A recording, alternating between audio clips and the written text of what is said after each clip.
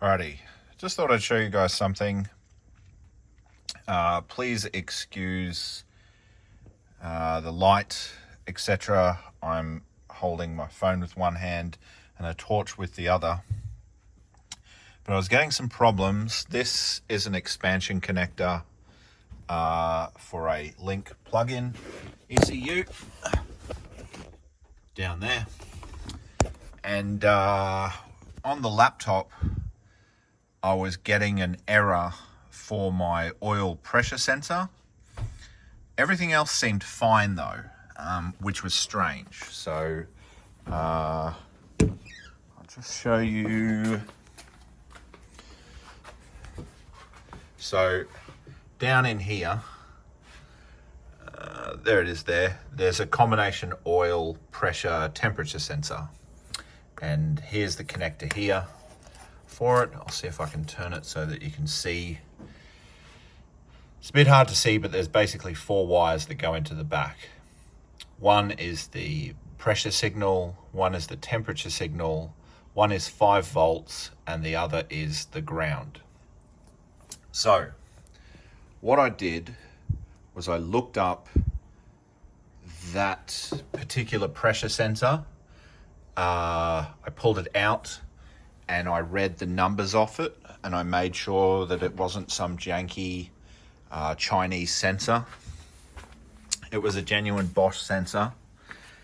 I then made sure that the pinout that I had was correct. So if you can see here, the 2-pin is the output for the pressure, 5-pin is the output for the temp, 4 is the ground, and pin 3 is the 5 volt. So I confirmed that that connector was correct. And it was the temperature, so this output NTC is a temperature sensor. I went back to figure out, had I wired it to the wrong thing on my expansion connector here. On the expansion connector, you've got 2 temps, 2 AN volts, so analog volts, and then you've got 2 digital inputs. A temperature input is an analog volt with what's called a pull-up resistor. So the temperature sensor doesn't actually send a signal, it just sends a voltage. And in order to read the voltage correctly, or something in simple terms, for the ECU, it needs a resistor to complete the circuit.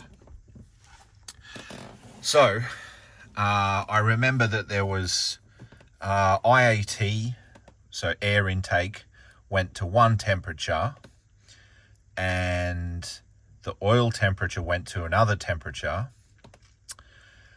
I think the pressure went to one of the AN volts, and then the other AN volt is for my fuel pressure. So it all looked wired correctly at the plug end and at this end. But then I discovered something. So what I did was I wrote all these out. So temp 3, temp 4, all in order that they're meant to be. And then I took my connector. I'll try and orientate it. I took my connector, and as you can see here, we've got green, green, green, yellow, blue, blue, black, blank, brown, yellow, black. Looks like it's wired correctly, right? Well, because, I'll try and hold this with one hand. Because I wired this connector upstairs, this plugs in to the ECU header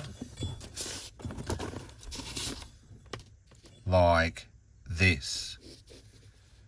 So if we have a look at the way I've wired it, I've actually wired it back to front.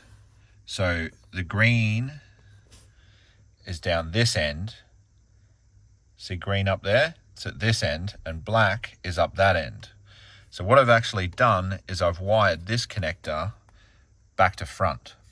So what I need to do is I need to de-pin this and pin it in the order that it plugs into the ECU. So, what's the moral of the story? I guess the moral of the story is make sure you have your expansion connector header orientated the right direction. Okay, so instead of going like that, I had it going in like that, back to front.